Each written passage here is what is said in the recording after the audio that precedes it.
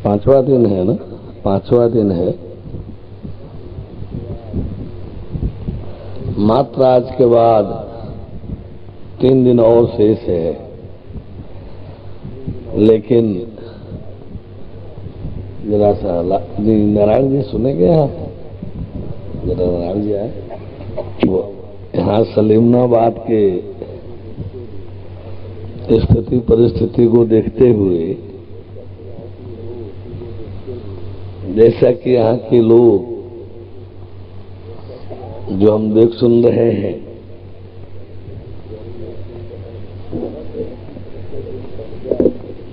बस किसी तरह से दिन कट जाए, रोटी कपड़ा मकान में इतने मशगूल हैं कि जाए मानव जीवन जहन्नुम में। रोटी कपड़ा मिलता रहे, घर परिवार ठीक से रहे, कोई हर्ज नहीं है। एक बात तो है ही है, अभी यहाँ रहने पर पता नहीं चल रहा है, जाने पर एक बात तो मिलेगा ही कि सलीमनाबाद के जन्म में न तो ऐसा कार्यक्रम हुआ होगा, न यहाँ के सिवाय फिर कोई करने वाला होगा। ये बात अलग है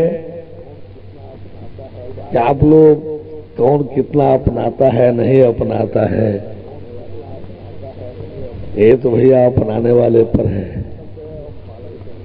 हमारा अपना कर्तव्य है, हम पालन कर रहे हैं। क्या पहला कर्तव्य है, हर किसी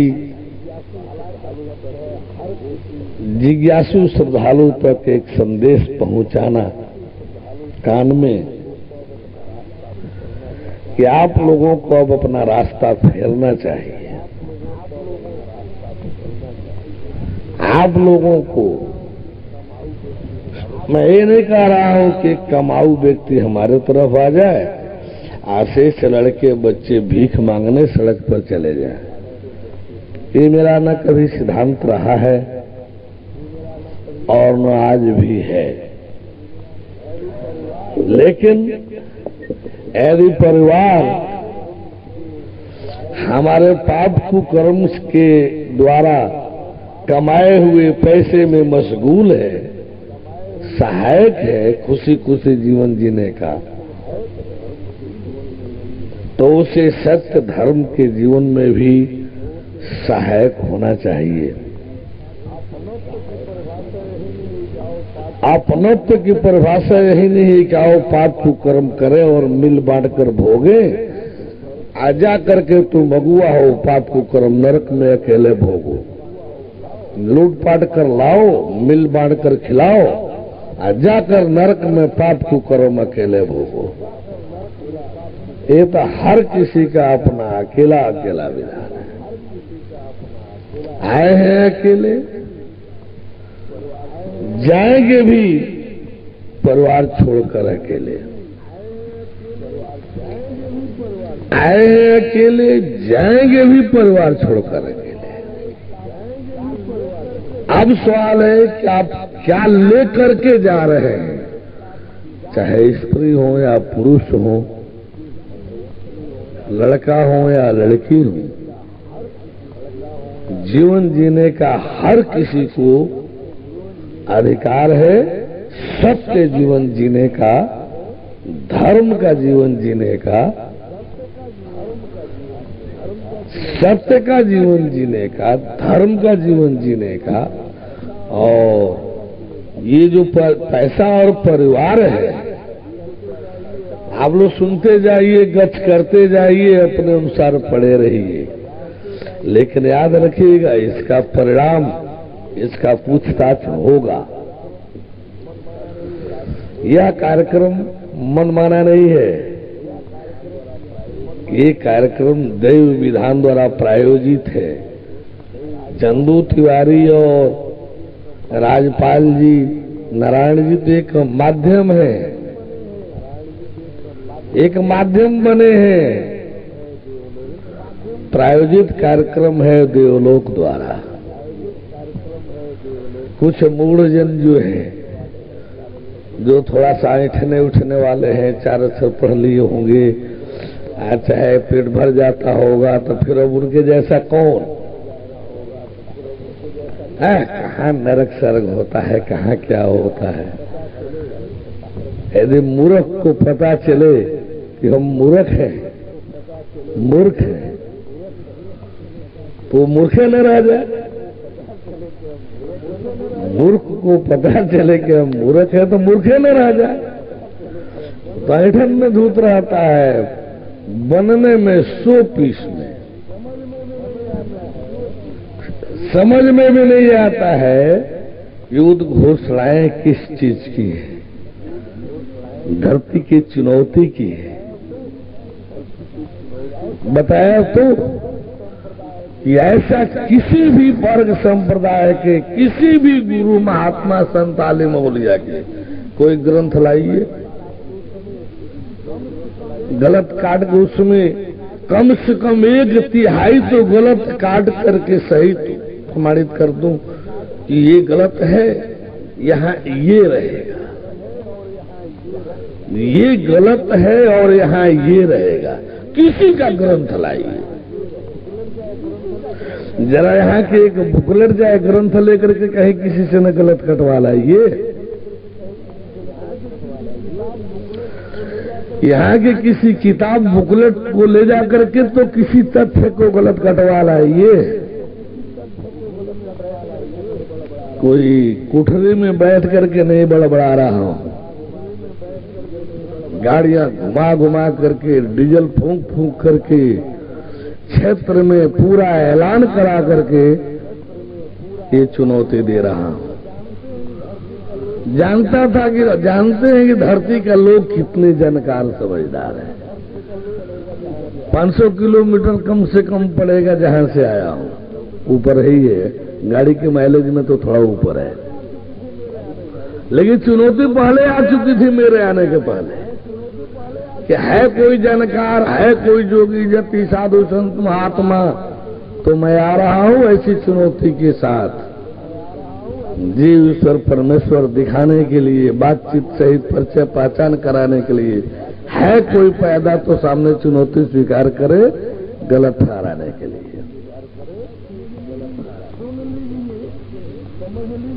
सुन लीजिए, समझ लीजिए, ये आपका विषय है, कीजिए वही जो आपको अच्छा लगे। राम जी ने भी ऐसा ही किया था। राम जी भी मर्यादा पुरुषोत्तम थे, सारे लीला कार्य लगभग राम रावण युद्ध के बाद लंका से लौटने तक राम जी का अधिकतर लीलाएं राम जी की पूरी हो चुकी थी। कुछ बाकी थी जो थोड़ा बहुत राजसूय जग तक चली, लौड़ासुर की, लौकुश की, ये सब लड़ाइयां कुछ बाकी थी, तो वो सब जो है बाद में निपटा गया, निपटे। लेकिन उसके बाद भी राम जी के राज वाले, अयोध्या वाले राम जी को किस तरह से स्वीकार किए थे, वही एक बात कि परमेश्वर से एलर्जी धरती वासियों को भरपूर है। आज नहीं, आज तो हम देखते हैं कि उतनी एलर्जी नहीं है। इतने लोग एक साथ बैठे हैं। पिछले युगों में, सतयुग में, त्रेता में, द्वापर में कितनी एलर्जी, कितनी एलर्जी, कितनी एलर्जी थी। रिकॉर्ड बता रहा है, पढ़ करके आप लोग देख लीजिए। आज हम चाहते हैं आप लोगों के सामने राम जी का, अपने प्रजा का उपदेश आपके सामने रखो। राम जी ने अपने प्रजा को इकट्ठा करके कैसा क्या उपदेश दिया था, मैं चाहता हूं कि थोड़ा उसे आपके सामने रखूं। यह उपदेश अपने आप में प्रमाणित करेगा कि राम जी राजा रामचंद्र थे या वास्तव में भगवान राम थे। यह उपदेश राम जी का, यह जरूर आप लोगों को संकेत देगा, आभास कराएगा कि रामचंद्र जी राजा रामचंद्र थे या भगवान रामचंद्र थे। भगवान राम जी थे। एक प्रकरण अभी हम दोपहर में बैठे थे, उसमें शंका समाधान में आया था, लग रहा है कि वो भी बड़ा जरूरी है। विषय तो एक से एक जरूरी पड़े हैं। अभी तो झाड़ू लेकर के आप सभी के दिल दिमाग झाड़ने में लगा हूं। दिल दिमाग में कचरा उचरा जो भरा है, ये तथा कथित महात्मनों द्वारा, तथा कथित साधु संतों द्वारा, तथा कथित गुरुजनों द्वारा, तथा कथित आलिम आलिमाओं द्वारा ये जो कचरा भर दिया गया है, झूठ फरे बोल जलूल धर्म के नाम पर, धर्म के नाम पर। एक हमारे बंधु जी रात आए थे, ओह धन्य है। समझ में नहीं आ रहा है कि किसी गुरु की झूठी महिमा गान से उन झूठ बोलने वालों को क्या लाभ मिलेगा। अपने तो बेचारों बर्बाद हैं, जिससे मिलते होंगे, जिसको जोड़ते होंगे, उसको भी बर्बाद कर रहे हैं। सारा सर झूठ बोल रहे थे, ठीक उल्टा बोल रहे थे। शायद गुप्ता जी कहलाते हैं, गायत्री वाले। मनो इस तरह से झूठ हो बेपरवाह कि जिसमें 10% भी सच्चाई नहीं, 5% भी नहीं। आखिर क्या मिलेगा ऐसा झूठ बोलने से। गुरु गुरु है, चेला चेला है। चेला को तो सच्चा गुरु खोजना चाहिए। किसी गुरु में सटने की क्या जरूरत, उसको तो सत्य में सटना चाहिए, परमेश्वर में सटना चाहिए। गुरु तो एक साथ हजारों हजार है, क्या परमात्मा परमेश्वर भी हजारों हजार हो जाएगा क्या? सब गुरु जी लोग भगवान जी हो जाएंगे क्या? भगवान तो एक था, है, रहने वाला है, एक होता है, एक रहता है। भगवान तो सदा सर्वदा एक होता है, एक रहता है। अब गुरु जी तो हर समय हजारों हजार रहे हैं, हर समय हजारों हजार रहे हैं, आजकल भी हजारों हजार है।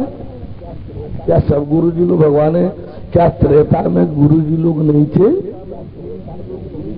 क्या त्रेता में गुरु जी लोग नहीं थे कि जब धरती बेचारी खोजने लगी थी, एक ज्ञान वैराग्य वाला नहीं मिला, एक गुरु नहीं मिला जो परम प्रभु के विषय में कुछ भी जानकारी रखता हो।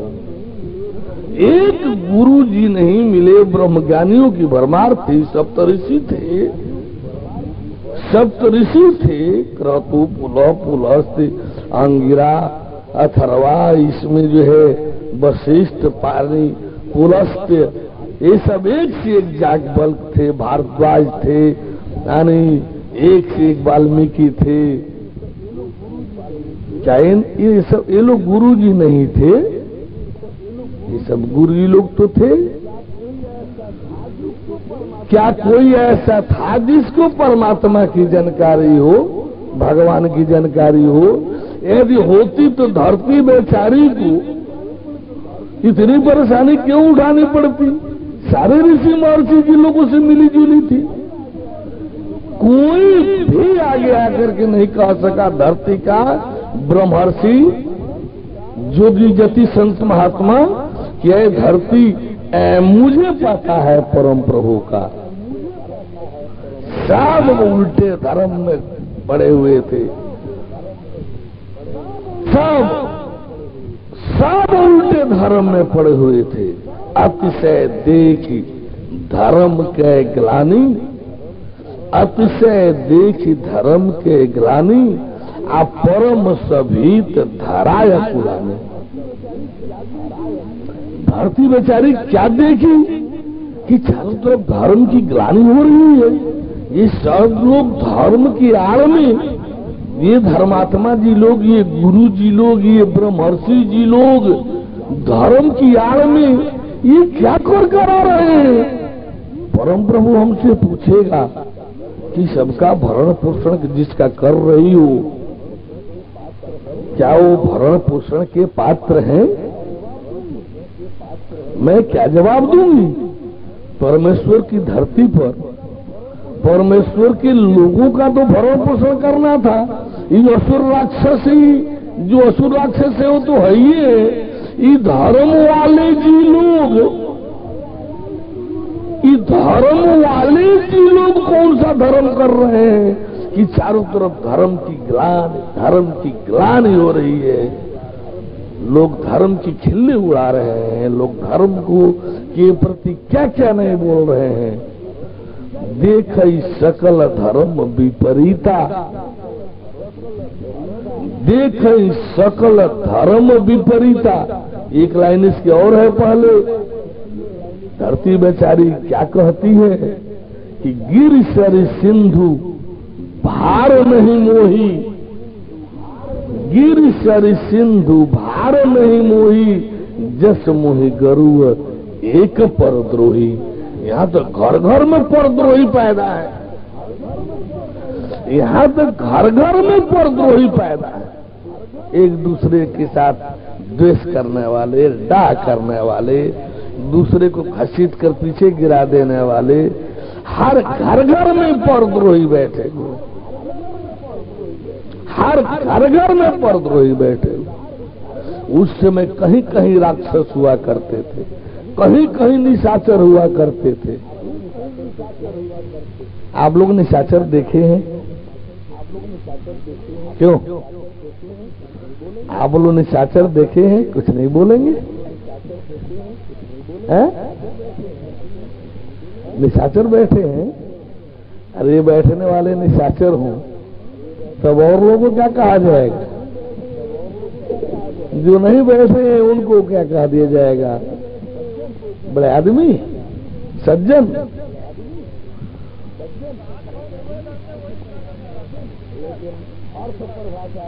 लेकिन अर्थ परिभाषा ऐसा नहीं है, इस भाव को लेकर के नहीं बना है। आपका नाम रमेश है तो रमेश का अर्थ होता है रामाधन इससे बराबर रमेश यानी विष्णु। तो रमेश वाला नाम जिनका है वो भगवान विष्णु जी नहीं हो जाएंगे।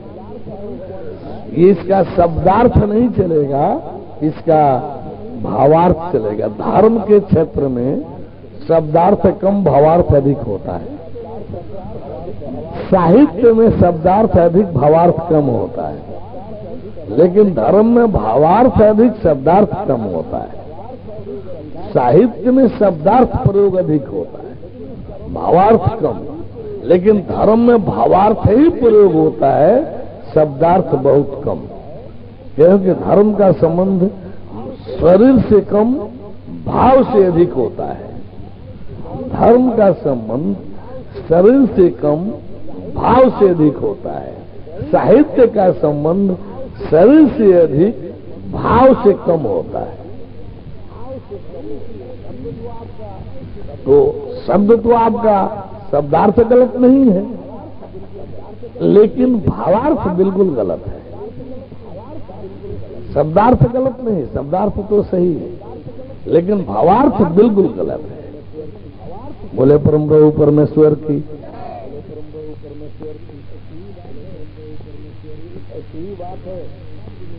ऐसी ही बात है। तो क्या मुझे दिखाना है जब आप लोग दिख ही रहे, जान ही रहे।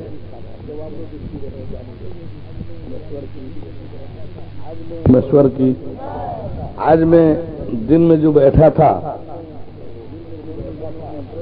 तो कुछ बंधुजनों का प्रश्न था गृहस्थ आश्रम।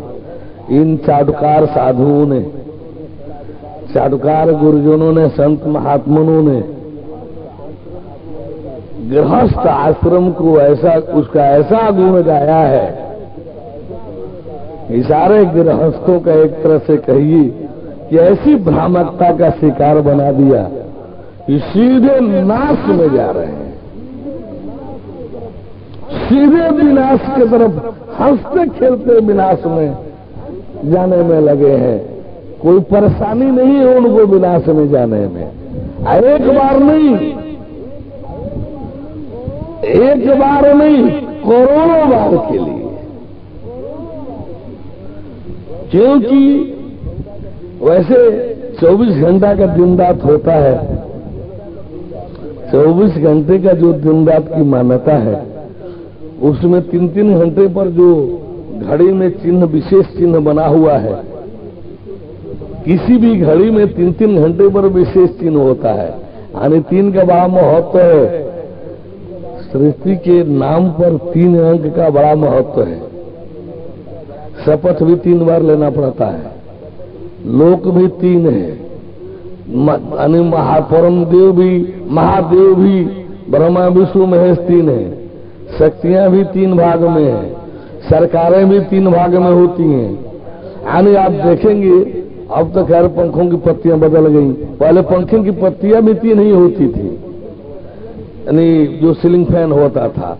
ऐसे ऐसे करके 3 अंक जो है इतना सामान्य नहीं है। बहुत जो विश्व पुरस्कारें हैं वो आने फर्स्ट, सेकंड, थर्ड 3 ही नंबर में रहती हैं। जो डिग्रियां बनी है,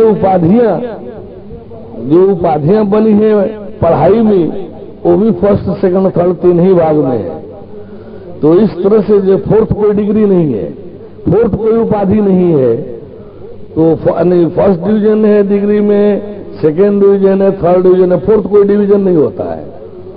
फोर्थ कोई श्रेणी, चतुर्थ श्रेणी नहीं होती है। तृतीय श्रेणी में सब आ जाते हैं। तो ये 3 जो है अपने आप में बड़ा विशेष महत्वपूर्ण है। ब्रह्मा विष्णु महेश भी। तो 3 घंटा घड़ी में भी हर 3 पर विशेष चिन्ह होता है।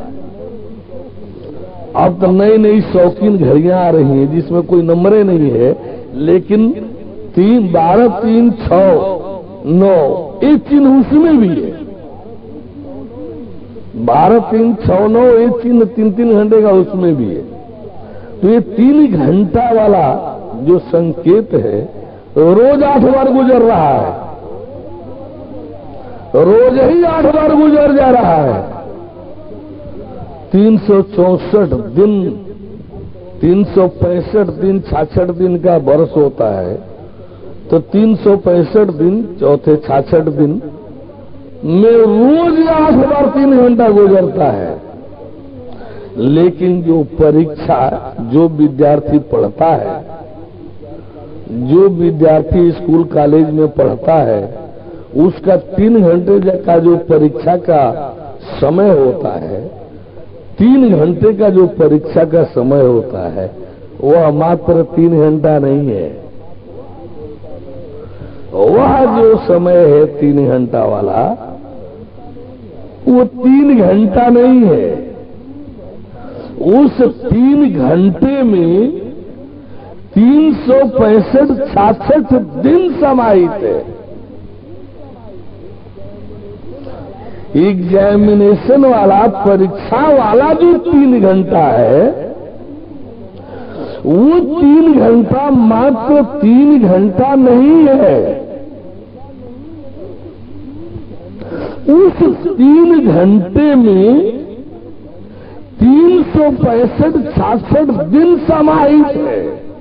सीधे 365-66 दिन तो सीधे समाहित है। 365-66 दिन उसके प्रभाव से भरा पूरा समाहित है। यानी और 365-66 दिन तो प्रत्यक्षतः सीधे उसमें समाहित है। लेकिन अगला 365-66 दिन भी उसके प्रभाव से इतना प्रभावित है, इतना प्रभावित रहता है कि लगता है कि उसको भी सीधे ही कह दिया जाए तो कोई बहुत बड़ा गलत नहीं होगा। वैसे उस 3 घंटे का प्रभाव तो पूरी जिंदगी की सर्विस तक जाता है, पूरी पढ़ाई पर जाता है। तो इस 3 घंटे के पीरियड को 3 घंटा न समझा जाए यदि फेल हो गए, पास हो गए, फर्स्ट डिवीजन आ गए, तो फर्स्ट हमेशा के लिए फर्स्ट कहलाएंगे। सेकंड आ गए, चल भाई ठीक है, फर्स्ट तो नहीं मिला लेकिन चलो कुछ काम चलाऊं मैं। थर्ड आ गए, चल भाई, अरे घिंच घांच पास तो हो गए ना। थर्ड आ गए तो चल भाई कम से कम फेल तो नहीं न हुए, घिंच घांच पास तो हुए ना। लेकिन यदि फेल हो गए तो 3 घंटा फेल नहीं हुआ,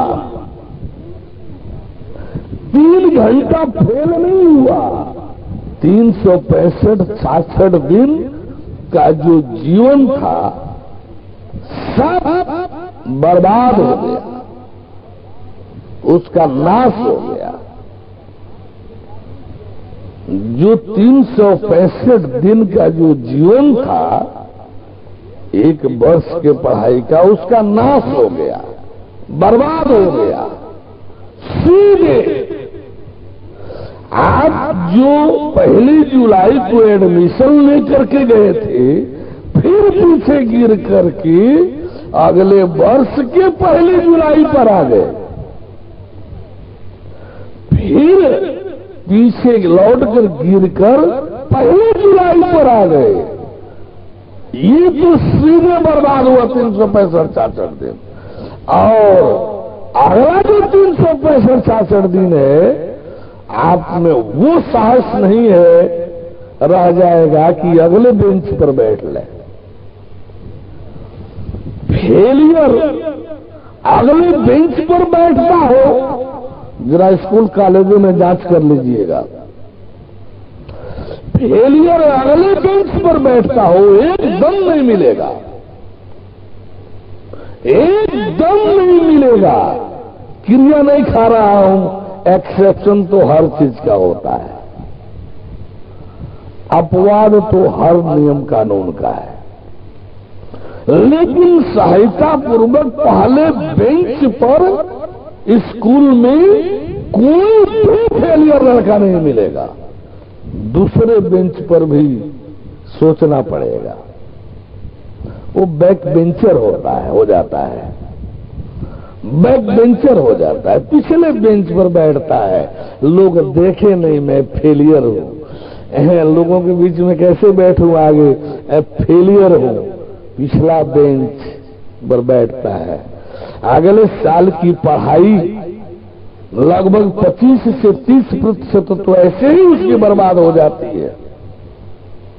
फर्स्ट बेंच और लास्ट बेंच जो होता है क्लास में, कम से कम 30% पढ़ाई का असर फर्स्ट बेंच और लास्ट बेंच पर होता है। फर्स्ट बेंच और लास्ट बेंच पर होता है। लास्ट बेंच वाला लड़का फर्स्ट डिवीजन कभी आ ही नहीं सकता। अब जहां कॉन्वेंट जैसे स्कूल हो, जहां साप्ताहिक परीक्षा वाला स्कूल हो, उसमें फर्स्ट लास्ट कुछ नहीं होता है, वो तो सब लड़के ही फर्स्ट आते हैं।